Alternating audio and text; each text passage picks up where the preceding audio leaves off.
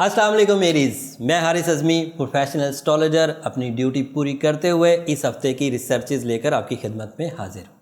मेरे पास एक लिस्ट है पूरी अच्छी खबरों की आपके लिए। ये इस हफ्ते की खबरें सिर्फ एस्ट्रोलॉजिकली ही इम्पॉर्टेंट नहीं है, बल्कि इसमें एक स्पिरिचुअल वर्थ भी पैदा हो जाएगी, क्योंकि इस दफ़ा जो नया चांद होने जा रहा है ये कॉमन मून नहीं है, ये आम चांद नहीं है, ये है रमज़ान 2019 का माह मुक़द्दस। और मज़े की खबर सुने एरीज़, आपके यहाँ ये नया चांद सेकंड हाउस में अपीयर होगा।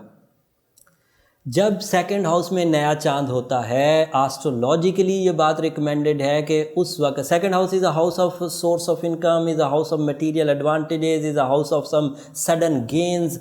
इसकी वजह से रुपए पैसे के इस्तेहकाम पैदा होगा।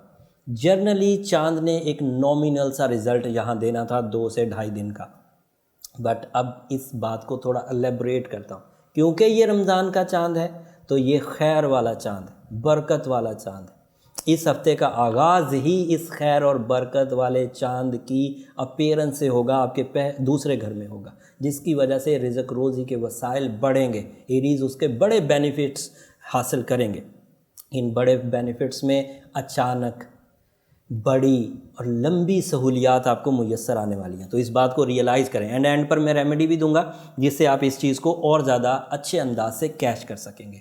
अब अगली लिस्ट सुने। इसी सेकंड हाउस में सूरज भी मौजूद है and sun is a star, जो आपको लीडरशिप, सही टाइम पर सही डिसीजंस लेने का हौसला और हिम्मत अता करेगा। उधर से चांद के लिए, चांद की वजह से आपके अंदर जज्बात आ रहे होंगे, आपको अपनी ड्यूटीज़ का एहसास हो रहा होगा, और इधर से सूरज आपको उन सब ताकतों की तरफ ले जाएगा कि आप वो ड्यूटीज़ निभा पाएँ। इस सूरज और चांद के कम्बिनेशन की वजह से आप अपने लिए ही फ़वाइद नहीं इकट्ठे कर पाएंगे, बट अपने डिपेंडेंट्स के लिए भी फ़वाइद हासिल कर सकेंगे और उनकी दुआएं और उनकी फर्माबरदारी भी हासिल कर सकेंगे। This is a true astrology, इसमें कोई मुबालगा नहीं है, सब चीज़ें मेरी आजमाई हुई हैं।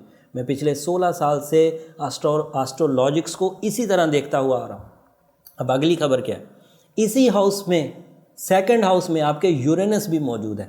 तो this is first time in your life जब यूरेनस, सन, मून और मरकरी एंड वीनस सब सेकंड हाउस में एक झुरमट लगाए हुए हैं, जो सब सितारे आपके लिए पॉजिटिव। इन पॉजिटिविटी से आपको होगा क्या?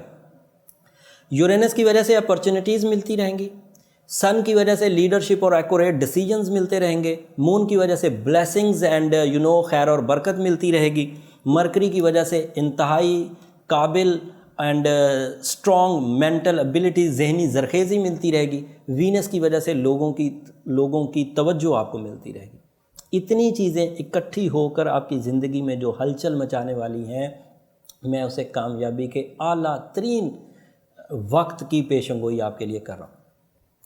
अगर कोई एरीज़ इतनी अच्छी प्लैनेटरी पोजीशन लेकर भी कामयाब ना हो सका, इतनी ब्लेसिंग्स लेकर भी कामयाब ना हो सका, तो फिर उसे अपने तर्ज ज़िंदगी पर गौर करना ही चाहिए।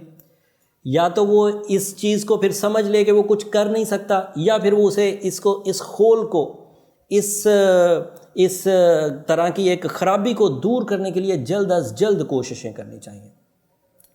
उन कोशिशों का जो ह्यूमन पॉसिबिलिटीज़ हैं वो मैं एंड पर जिक्र करूंगा कि हम क्या और कर सकते हैं इस रमज़ान के पहले वीक में, कि जिससे हम लोग अगर किसी तरह से नाकाम हैं रिलेशंस बनाने में, किसी तरह से नाकाम है कैरियर बनाने में, किसी तरह से नाकाम हैं अपनी रियल स्टेटसेस को टच करने में, तो फिर हम क्या करें। अब ये तो अच्छी खबरें थी, अच्छी खबरों की वजह से आपकी सेहत जर्नल फॉर्म में रहेगी, पॉजिटिव रहेगी। शादी के हालात थोड़े से कमज़ोर चल रहे हैं। वीनस सेकंड हाउस में सोशल अट्रैक्शंस की तो वजह बनता है, बट लाइफ पार्टनरशिप की ये अच्छी वजह नहीं बनेगा। एंड उसके अलावा रिस्क टेकिंग के लिए ये बहुत अच्छा टाइम है, आप थोड़ी एक्स्ट्रा एक्टिविटीज़ कर सकते हैं। माली हालात के इस्तेहकाम का तो सबसे अच्छा टाइम है। एंड उसके अलावा आपके अंदर जो रूहानी ताकतें, या दूसरे लफ्ज़ों में आपके अंदर जो स्पिरिचुअल ट्यूनिंग है, वो बहुत अच्छे अंदाज से मिलती रहेगी। ये इन 4 सितारों की लिस्ट पॉजिटिव होने की वजह से है, और ये चारों सितारे 4 हैं, 5 sun, moon, Uranus, Mercury and Venus, सब के सब आपके यहाँ सेकंड हाउस में है, एंड जो मरकरी सेकंड हाउस में दाखिल हुआ है ये 7 तारीख होगा, मतलब रमज़ान से दूसरे रोज़े को हो जाएगा ये। एंड वीनस फिर 16 तारीख तक यहीं रहेगा, 16 के बाद ये चलेगा, वो अगले हफ्ते की खबरें मैं बयान करूँगा। अब 3 सितारे थोड़े आपसे तवज्जो मांगते।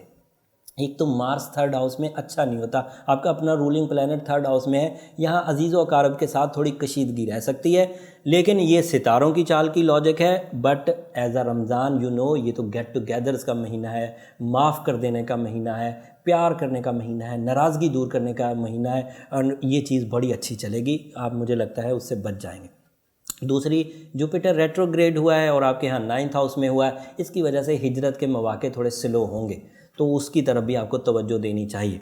एंड सैटर्न आपके यहाँ 10th हाउस में रेट्रोग्रेड हुआ है, एंड वो रेट्रोग्रेशन आपको थोड़ा सा इस तरह से उलझाएगी कि जो चीज़ें बड़ी आसान थीं वो चीज़ें थोड़ी सी मुश्किल होंगी, लेकिन कोई तबाही नहीं आएगी।